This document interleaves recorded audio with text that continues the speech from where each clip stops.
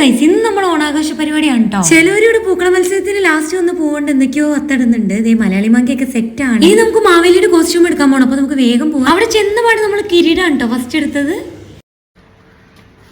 ഇത് നമ്മുടെ കുന്തി ദേവി.